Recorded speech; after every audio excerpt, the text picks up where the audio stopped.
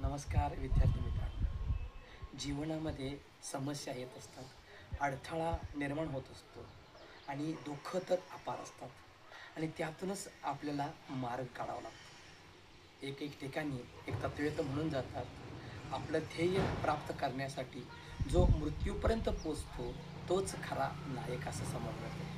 कारण आपल्या अवतीभोवती संकट असताना त्या संकटावर मात करून आपण यशाप्रत जाणं हेच खरं जीवनाचं ब्रीदवाक्य.